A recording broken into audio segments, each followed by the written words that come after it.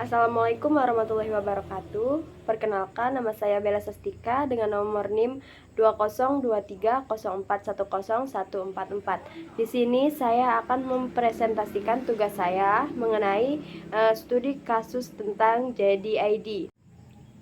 Setelah saya membaca studi kasus mengenai kasus JDID, di situ saya menemukan beberapa faktor yang menyebabkan JDID mengalami kebangkrutan, yaitu yang pertama, model bisnis yang tidak efisien, yaitu JDID mengadopsi model bisnis B2C yang memerlukan investasi besar dalam infrastruktur seperti gudang, titik distribusi, dan kurir. Model ini mungkin tidak cukup efisien dalam menghadapi pesaing yang menggunakan model bisnis ringan biaya seperti marketplace.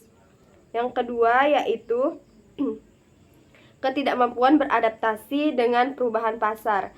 JDID gagal beradaptasi dengan perubahan pasar dan tren industri yang terjadi. Mereka hanya mengandalkan promosi dan diskon terus-menerus tanpa menawarkan strategi yang inovatif dan responsif terhadap perubahan kebutuhan konsumen.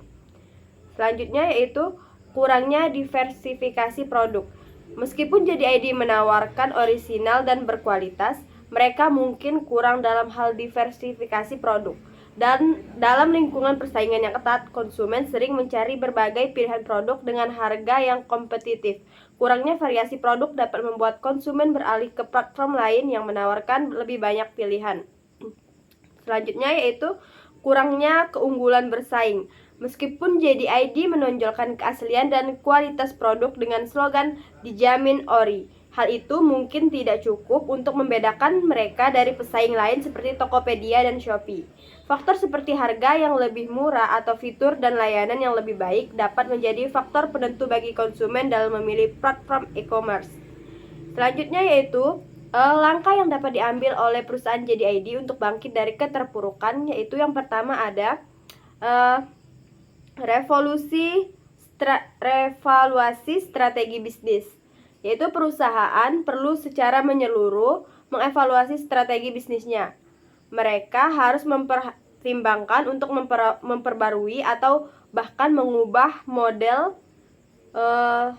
bisnis mereka sesuai dengan kondisi pasar dan tren industri yang berlaku. Yang kedua yaitu inovasi produk dan layanan.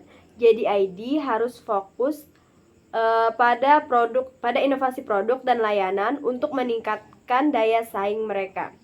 Yang ketiga yaitu strengthen branding dan marketing. Perusahaan perlu memperkuat branding mereka dan meningkatkan upaya pemasaran mereka.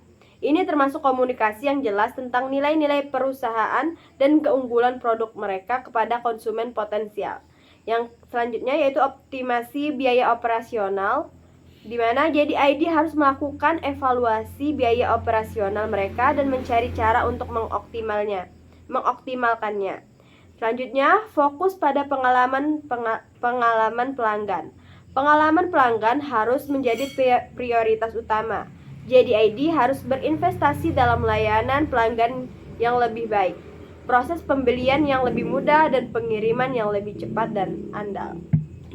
Sekian pemaparan tugas saya. Jika ada salah-salah kata saya mohon maaf. Saya akhiri, wabillahi taufiq wal hidayah. Wassalamualaikum warahmatullahi wabarakatuh.